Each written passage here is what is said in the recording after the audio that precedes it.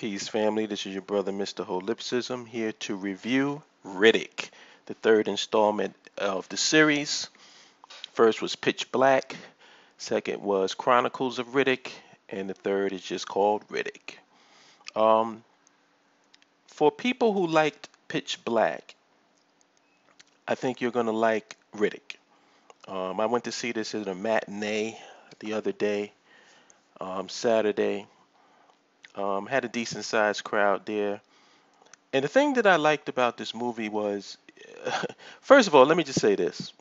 You're going to hear a lot of reviews, and I heard a lot of reviews before I saw this movie. I really wasn't that amped up on seeing it. Like, I liked Pitch Black. I thought it was good. I saw Chronicles of Riddick. I didn't think it was hard. Like, people, are trashing it like it was complete trash. I didn't think it was that bad, but it wasn't really that interesting to me either. But I've always been intrigued by the character of Riddick. And I think that this movie delves more into the character of Riddick and showing how this guy is just a badass. Like, you throw him in any situation and he always survives. He's gonna find a way to survive and find a way to come out on top. And I think I love those type of characters. But the thing that I found strange is before I went to see this movie and I heard the reviews, and now after having seen it, it's like the reviews didn't really make much sense to me. Like, somebody had said, well, since the Chronicles of Riddick was so bad, they decided to go a different direction. Like, they made it seem as if this movie had nothing to do with the Chronicles of Riddick, and that's absolutely false. This movie is the third story. Like, the Pitch Black is first, Chronicle of Riddick is second, and this is the next story. And they even have Carl Urban at the beginning of the goddamn movie, showing you when Vin Diesel character Riddick was in that world where Carl Urban and him were, where he eventually was crowned as the leader. They showed that. So how do you possibly write a review and say, well, no, this is a departure and they pretended like the second one didn't exist. That's just a straight up lie. This is the next story. As a matter of fact, the reason how he ended up on the planet in the first place is he got betrayed by those people, Carl Urban and those people in Chronicles of Riddick. So that didn't make much sense to me. When I went and I saw it, I'm like, what are these guys talking about? It makes no sense. Second, people are going to complain about the pacing of the movie and say that it's too slow. Bullshit. If anything, a lot of these movies move at breakneck speed and it's too damn fast. Like, the pacing, that fast-paced action stuff worked for Fast 5 and Fast 6. But if you look at my review of Star Trek, I like Star Trek. But upon further review, and I actually listened to this YouTube user called Comic Book Girl 19, and she made a really excellent point, and one that I didn't think about when I first did my review.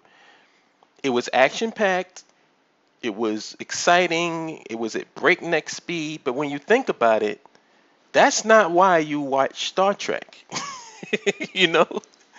And then when she said that, I was like, you know what? That makes a lot of sense. I didn't watch Star Trek for the special effects. I didn't watch Star Trek for the CGI.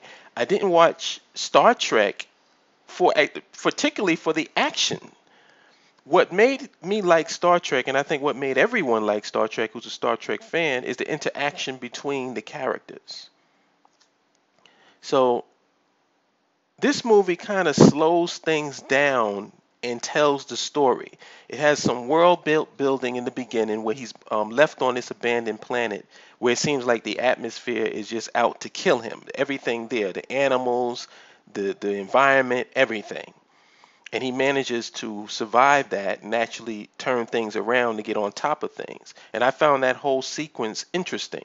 Like, some people said, well, the first 15 minutes is a lot of time wasted. No, it's not. It's world building. You just put him on a world that you know nothing about. So you have to show the dynamics of that world. Show the creatures, show him interacting with them, show him trying to survive against them, the things that he has to do to get to the next level, because he has to get past certain creatures in order to get to the place where he can call for help. So all of this stuff is important, and I thought it was interesting. I thought that the character, the character of Riddick is almost like the space version of Clint Eastwood. Doesn't say a whole lot. Everything that he does say means something, and then he's very deliberate with everything that he does. Not a lot of wasted action, not a lot of wasted talking. So it's almost like a space version of a spaghetti western. You know what I'm saying? He's like that's the best way I can put it. He's like the Clint Eastwood of space. So it's really cool because you don't get to see those type of characters anymore. So having seen that in the form of Riddick, I really enjoyed it. I enjoyed the way that the story was told. I enjoyed basically seeing his skill set. The only thing that I really really hope that they do, I hope they give an origin story to Riddick because I just find it interesting that this guy, especially the personality that he had, is coming from a particular type of people, and apparently he's the only one left. And I really would like to know, well, if he's the only one left and his people are as badass as he is and survivors like he is, how did he end up being the only one left? That's just an interesting story to me. They should do a prequel to Riddick so we can get more into the character of who this person is about. Now, the bad guys, Dave Bautista was in it. He played one of the henchmen. He was decent. Um, the dude from this dude plays. He usually the guy that was the main bad guy, and I don't know his name offhand. So please, I'll have it in my credits or whatever, or in my tags, but I don't know the name right now. But this guy always plays like some Mexican drug cartel leader. Like, as a matter of fact, the last time I seen him, the bad guy that he played was in that movie with Zoe Saldana. Um, where she played a hit girl or hit woman or something, and he was the main villain who killed her father in there.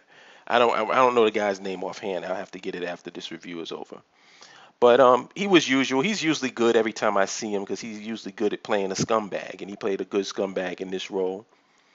There's a tie-in to Pitch Black because the guy who was the leader in Pitch Black who died, his father shows up in this movie to try to understand how his son died. So that's the whole reason why he wants Riddick. He wants answers on what happened to his son. That's not really a spoiler, but that's just a part of the landscape. And Riddick um, is trying to get off of this planet. And so that all plays into the bounty hunters coming to get him and, you know, showing his skill set and going against the bounty hunters, showing him going against the creatures. Because what's happening is, as time goes by, when night falls and it starts raining, then that's when all of the creatures come out. And it's not a good look for everybody. And he's probably the only one, well, actually is the only one that knows how to survive because he's been dealing with it on that planet for an extended period of time. So yeah, I liked the film. I thought the film was good. Like I said, if you're a Pitch Black fan, you would like this movie because it's back to basics. You get to see Riddick be Riddick. Um, the one thing I will say is that I don't see it converting a lot of people. It's not one of those films. It's more like a back to basic for the people who are fans of the series. I don't see it as converting a lot of people, as you can tell by the reviews, because people who don't like or don't even know about Pitch Black coming into this movie with no backstory in terms of who this character is, they weren't too receptive of it. You know what I'm saying? So I think it's a solid movie, not a great movie, but a solid movie, an entertaining movie, an enjoyable movie, and one that I think that you can go and spend your money on. Go and see a matinee, spend your money on it. I saw it in IMAX, pretty good, pretty decent, and that's my review of Riddick. So I'll holler at you good people later. Peace.